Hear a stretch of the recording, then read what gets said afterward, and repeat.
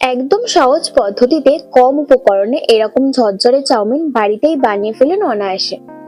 নিরামিষ চাউমিন যে এত সুন্দর খেতে হয় একবার না বানালে বিশ্বাসই করবেন না।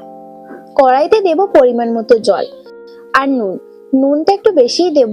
জলে নুন দেওয়ার ফলে চাউমিনটার মধ্যে ভালোভাবে নুনটা ঢুকবে। জলটা ভালোভাবে ফুটে এসেছে। এবার গ্যাসের ফ্লেম স্লো করে চাউমিনটা দিয়ে দেবো।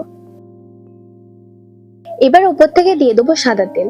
সাদা তেল দেবার ফলে চাউমিন গুলো একটার সাথে আর একটা লেগে যাবে না। 5 থেকে 6 মিনিট মতো চাউমিন গুলো সেদ্ধ করে নেব।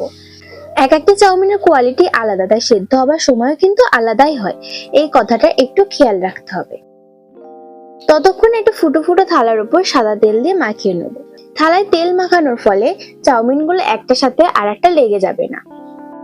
5 থেকে 6 মিনিট পর যদি দেখো চাউমিন এরকম ভাবে সহজেই ভেঙে যাচ্ছে, তখন চাউমিন গুলো নামিয়ে নেব।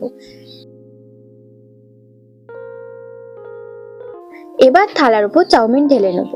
এর ফলে চাউমিনে থাকা এক্সট্রা জল ঝরে যাবে আর তেল দেবার ফলে চাউমিন একটার সাথে আর একটা লেগে যাবে না। কড়াইতে দিয়ে দেবো সামান্য সাদা তেল। এবার কিছু চিনেবাদাম দিয়ে ভেজে নেব। আপনারা চাইলে চিনেবাদাম নাও ব্যবহার করতে পারেন। বাদামগুলো ভাজা হয়ে গেছে, এবার তুলে নেব। এবার এই তেলেই দিয়ে দেবো গ্রেট করে রাখা আদা আর লঙ্কা কুচি। হালকা ভেজে নেব।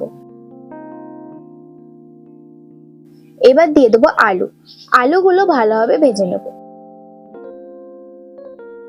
আলুগুলো 50% মতো ভাজা হয়ে গেছে। এবার দিয়ে দেবো একটা ছোট সাইজের গাজর কুচি। গাজরগুলো 70% মতো ভেজে নেব। এবার ক্যাপসিকাম দিয়ে দেবো। ক্যাপসিকাম খুব বেশি ভাজার দরকার নেই, হালকা ভাজলেই হবে। এবার দিয়ে দেবো চাউমিন। চাউমিন গুলো সবজির সাথে খুব ভালোভাবে মিশিয়ে নেব। দেখো চাউমিন গুলো কত ঝরঝরে হয়েছে, একটার সাথে আর একটা লেগে যাচ্ছে না। এবার দিয়ে দেবো স্বাদ মতো নুন। যেহেতু আগে নুন ব্যবহার করেছিলাম, সেইভাবে কিন্তু নুনটা ব্যবহার করতে হবে। সবার শেষে গোলমরিচের গুঁড়ো দিয়ে দেবো।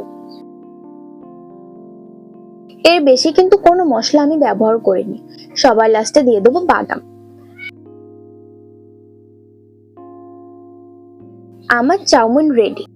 এবার নামিয়ে নেব। দেখো চাউমিন গুলো কত সুন্দর ঝরঝরে হয়েছে। আমার পুরো প্রসেসটা যদি আপনারা ফলো করেন তাহলে চাউমিন হবে পুরো ঝরঝরে।